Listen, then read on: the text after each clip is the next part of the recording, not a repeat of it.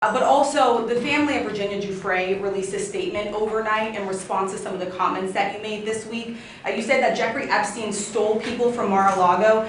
At the time, did you know why he was taking those young women, including Virginia? No, I didn't know. I mean, I would figure it was ABC fake news that would ask that question, one of the worst. But no, I don't know really why. But I said, if he's taking anybody from Mar-a-Lago, he's hiring or whatever he's doing. I didn't like it, and we threw him out. We said we don't want him, at the place. This is a story that's been known for many years, as you know. But I didn't like it that he was doing that. That was Trump being asked about a timeline as it relates to Jeffrey Epstein that isn't quite adding up. Here's why. So just days ago, Trump said this. Just curious, were some of the workers that were taken from you, were some of them young women? Were some of them young women? Well, I don't want to say, but everyone knows the people that were taken. And it was the concept of taking people that work for me is bad. But that story's been pretty well out there. And the answer is yes, they were. Yes, they were. Yeah. What did they do? In the spa. Jobs. In the spa. Yeah, it's people that work in the spa. I have a great spa, one of the best spas in the world at Mar-a-Lago. And people were taken out of the spa, hired by him. In other words, gone. And other people would come and complain, this guy is taking people from the spa. I didn't know that. And then when I heard about it, I told him, I said, listen, we don't want you taking our people, whether it was spa or not spa. I don't want him taking people. And he was fine. And then not too long after that, he did it again. And I said, out of here. Mr. President, did one of those stolen, persons, does that include Virginia Giuffre? I don't know. I think she worked at the spa. I think so. I think that was one of the people. Yeah. He stole her. And by the way, she had no complaints about us, as you know. None whatsoever. So Trump claims here that he didn't know why Epstein was taking these women. Now, that may be true, but let's also remember the famous quote from 2002 in New York Magazine. I've known Jeff for 15 years, terrific guy, Trump booms from a speakerphone. He's a lot of fun to be with. It is even said he likes beautiful women as much as I do, and many of them are on the younger side. No doubt about it, Jeffrey enjoys his social life. Virginia Giuffre worked at Mar-a-Lago in the year 2000. Jeffrey Epstein first trafficked her in 2001. That quote from Trump alluding to Jeffrey Epstein's affinity for young women was from 2002. So I'm not saying outright that Donald Trump knew, but the dates would certainly suggest as much. And of course, he attacks ABC News for asking the question. But remember, it was not ABC News that put this issue front and center. It was the people who Trump filled his administration with. You say that the FBI has Epstein's list. They're sitting on it. That doesn't seem like something you should do. You're protecting the world's foremost predator. That seems like an evil thing to do, regardless of who may be embarrassed in the release of that list. Why is the FBI protecting the greatest pederast, the largest scale pederast in human history? Simple, because of who's on that list. We have flight logs, we have information, names that will come out. Is it going to be shocking? I don't see how it's not shocking that there were so many individuals that were hidden and kept secret and not been held accountable. Let's talk about the reverse. I believe in accountability. So you have to now go through your process. Now, I won't say they're guilty until they go through their time in court. But again, now it's time for accountability. A lot of people are wondering, because you said last week that you have the Epstein files on your desk, is when can we see them and what's taking so long to release them?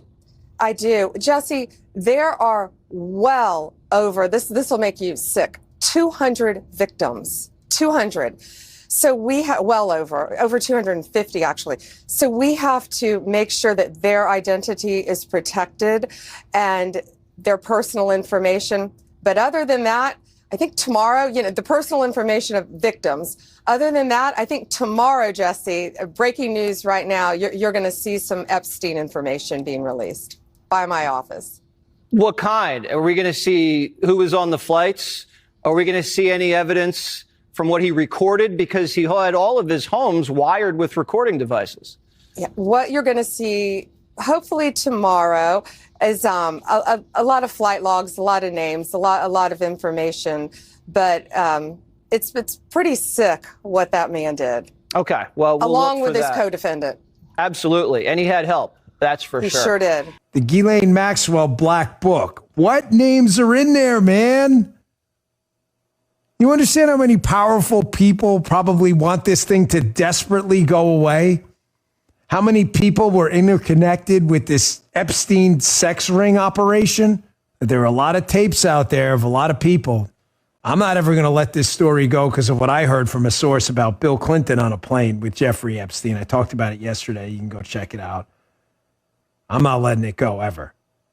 Ever. In fact, even Donald Trump himself brought it up. Got a lot of problems coming up, in my opinion, with the famous island with Jeffrey Epstein. You raised the question of Jeffrey Epstein in your remarks about in the Q&A. Well, I think he's got a problem. I mean, what do you think the problem will be? I don't know, but that island was really a cesspool. There's no question about it. Just ask Prince Andrew.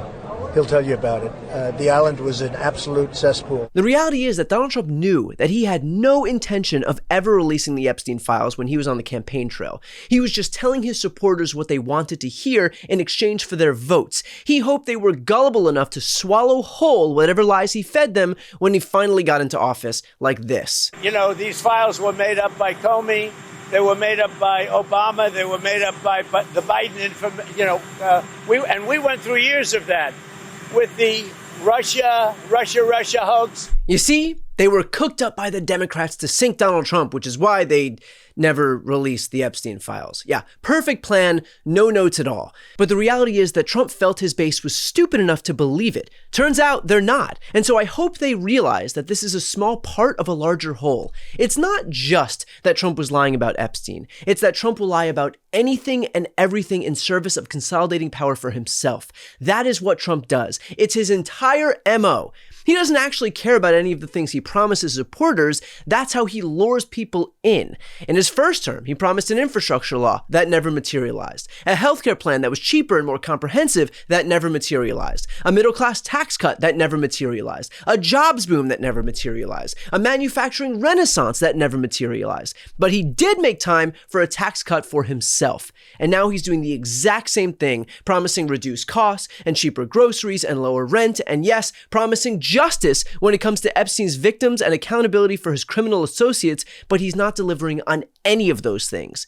The only thing he's actually done is give a tax cut to himself.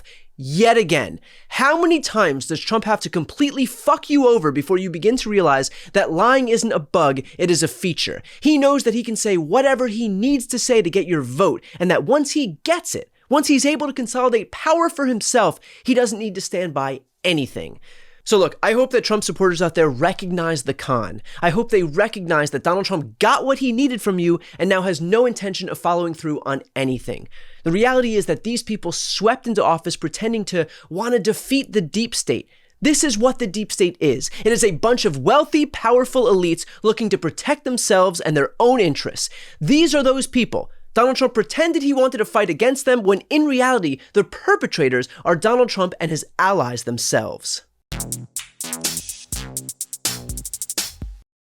Before you go, if you enjoyed this content and you want to see more and support independent media, please subscribe to this channel. The subscribe button will be right here on the screen. But second, the reality is that we are now in a political environment where this administration can lean on any of the social media platforms to suppress certain voices if they don't like critical coverage. That means my longevity here is in the hands of a few tech billionaires who are already making it clear that they are willing to cater to this administration. To that end, signing up for my newsletter is a way for me to reach you directly if that ever becomes necessary. I'll put the link right here on the screen as well, so please sign up. It's free, but there's also an option to do a paid subscription if you'd like to support me and my team. I really appreciate it. Thanks so much for watching.